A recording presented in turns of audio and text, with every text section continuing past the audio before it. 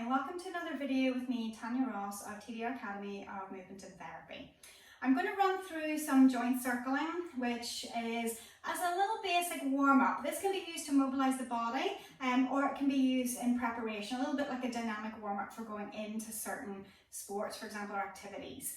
You have to decide how mobilised this gets you and also how strong this gets you for that activity that you're about to do.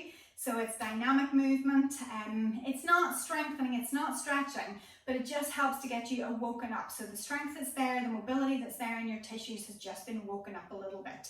So without further ado, you can watch the previous video that we did, which is just coming through, again, a lot of joint circling just to get you ready, whether it's just to start off your day or to prep you for certain activities. But these are just going to go just that little bit further. So you could do that first of all, and then you could come in and repeat what's in this video and combine it all together, or depending, maybe you decide this is enough for you, okay? So we're going to start first of all with the neck, and I'm kind of going with the idea that you don't have any injuries in this. If you do, then maybe the first video is a little bit slower, a little bit safer, but as long as you've had advice to move in certain ways before you proceed with anything. So this, no injuries, so we're just taking some of those movements that a little bit further. So with the head, drop your chin to your chest, and we're rotating, looking towards your right shoulder, so your full side on rotation, and then down to chin to chest, and then looking the other way. So we're going to do a few movements, and again with this, you can choose your numbers. I'm only going to do 5 with each, but certainly if you were going to do a more thorough warm-up before a session, you could do potentially 10, maybe even up to 20 or 30 of these, and then back into center. If you don't start to feel good through these, the neck ones, maybe keep them to about 10 in case you get prone to dizziness. So with the shoulders circling forward, I'm just going to show you 5, and then circling 5 the other way. So then I'm going to bring my hands onto my shoulders. I'm going to lift my elbows up, rotate them out and down. Lift it up, rotate them out and down. So again, I'm going to run through 5 and then change direction. Out through the sides, pivot elbows forward and down. Out to the sides, forward and down. Okay, so then I'm going to take it through one arm at a time. I'm going to go 5 in one direction. I'm trying not to let my body roll to the side, because then that's your body turning, it's not you working through the shoulder. Then I'm going to change direction. Again, I'm trying to reach down past my hip, up past my shoulder, so that my arm is circling rather than my body just twisting, so that hopefully I'm keeping my shoulders as stable as I can. When I've done one arm, I'm going to change to the other side. Whatever range of movement you have, work with it. Once you've done 5, change direction. So once you've done single arm, then take it into double. So you choose which direction you want to go with first. This is one that can sometimes pull funny faces, but as you're moving through, go through 5 as big a range as you can go, and then take it through the other way. Okay. Now if I was going to go into something that was a little bit more dynamic, then I can add a little bit more speed into that. And with that, I would use soft knees. So if I was taking it round, I can use my knees to kind of drive my body through a little bit quicker with those. Find your timing, and again, lifting up and over. Okay. Once I've done 5 and through there, the next movement I'm going to take it through is to the sides, okay? As my arms go over, my top arm bends in behind my head like a tricep stretch. This one's crossing and up to the armpit. They then open wide and they change. Again, top arm goes behind, that hand to my armpit. And as you can see, my body is starting to sway. My knees are soft. I'm trying to get my arms nice and loose. The sway of my body helps my arms to move. The elbow just bends at an end range. It reaches up and then it wants to bend because I've hit my full stretch on that shoulder. Everything's nice and soft. I quite like this one. So I'm probably going to do 10 on it. But again, you can keep it to 5 or whatever number. So once we've done that, then just take it into hips, circling, again 5, maybe more each way. Posture's lifting tall so you're not collapsing and sinking. And once I've done 5 there, I'm going to change my direction, 5 the other. Again, still thinking about lifting up fairly tall. So with knees a little bit bent bent in a bit of a squat, taking it 5 circles. So this is not just knees, it's ankles as well. You're rotating the knees, drawing a circle around your edges of your feet as wide as you feel that you can go. And then the other way, so you're moving onto all edges of the feet, going in and outer edges as well. Once we've done 5 through there, we're going to take it into ankle, knee, then hip again. So you're standing on one leg, lifting the knee up roughly level, making sure you're not kind of all shapes, everything's kind of long but grounded. So I'm going to do 5 circles. I'm noting what direction that I'm moving.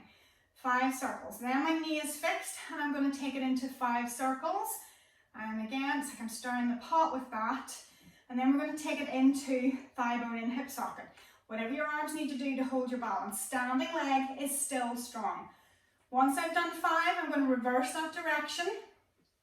And again, you can choose your numbers with this if you want to do more. Don't want to sound like a broken record. You don't just have to do this. Once you've got 5, are you still long? Stirring the pot the other way. Once you've done that, you're onto the ankle. So you should feel the standing leg is working with this.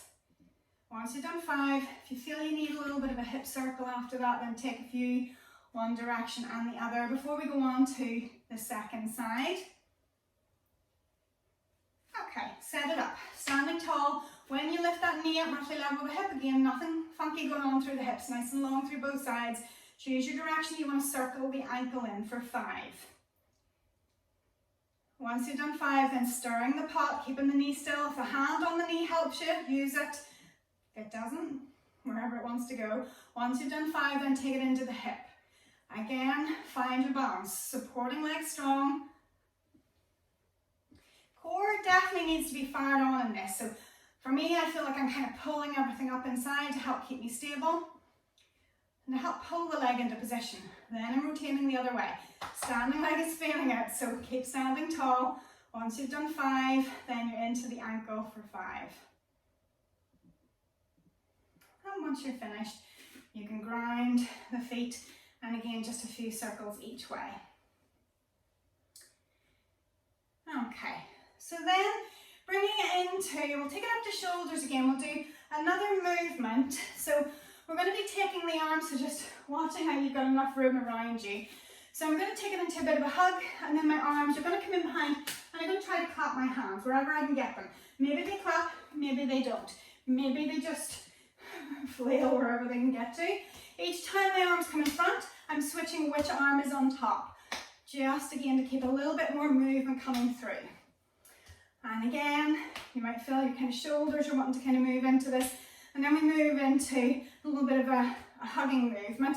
Excited to see you hug, excited to see you hug. And I'm still just kind of moving and switching my arms each time, which one comes in on top. Maybe I go wide, maybe I go on top, maybe I go below, then I change. And again, just keep it moving, opening up. So trying to get my arms in behind. Watch your fingers don't crash. You're trying to get them in behind to see how far open can you open up through those shoulders. Then we're going to take it into another movement with the leg. So standing in support, soft knee. Whether the leg stays bent, arms are kind of running arms with the leg. So if you overthink it, it might not work, but it should be opposites forward. But you're just trying to get it swinging. You could use the wall, you could steady yourself with that and use a bent leg. Core needs to be on, so you're not dropping into like a back bend as the leg swings and you're not kind of scooping under. Supporting leg a little bit bent. So if I want, I can progress this and I can have a swinging leg. There's a little bend in my leg just to make sure I don't crack the floor.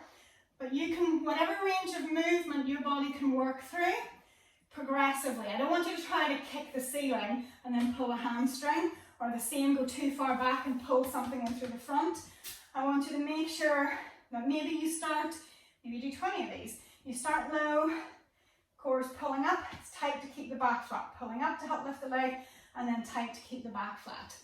So you choose the size, getting bigger as you go. Maybe you set a target that you can reach. Maybe the foot is flexed. Maybe it's not, maybe it's pointed, but just don't kick the floor. Okay, once you've done a certain number, repeat that on the other side. So again, whether you're using the wall or whether you're using those running arms, making it that little bit more dynamic. to getting the core working, to get the upper body working, and then starting into bent leg, playing with that range of movement. Your bent knee is always going to go higher than where your straight leg is going to go. And when I say straight, don't fully straighten, because you don't want to crack the floor again. So core working in tight, arm whatever way feels like it's supportive.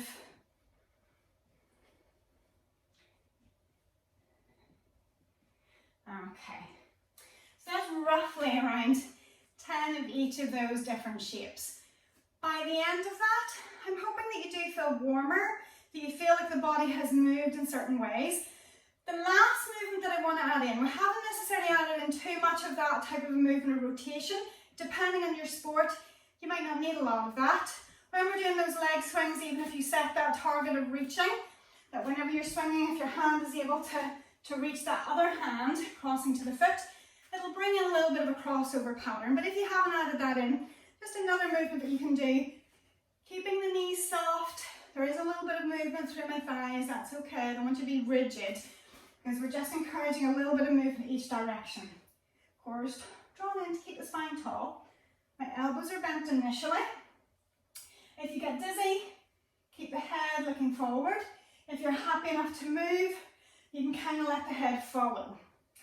But maybe don't do a lot of those. So then if you want to add in a little bit more, when you get to the side, you straighten the arm.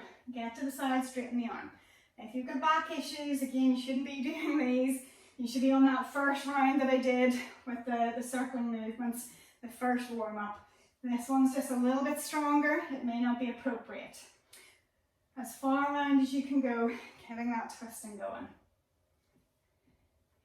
Okay, and maybe just as a little finisher, taking it into a reach up and over, alternating stretch, reach the hand up, drop the knee. Gets a little bit of side bend going on. Reaching up and over, ribs are pushing out, hips starting to move out. Just getting a little bit more side bending, lifting long as you go over, long as you go over. Okay, and that's roughly about 10. If you know me, you know I can't count. So hopefully that's in and around. A good warm-up, you could apply that to most sports and it's going to get you pretty loose through a lot of movements. Obviously then I would recommend that whatever your main muscle groups for the sport, that you start to take it in through potentially some dynamic stretches, which might involve like a hug of the knee, taking the leg up behind. It might just be taking that range a little bit further.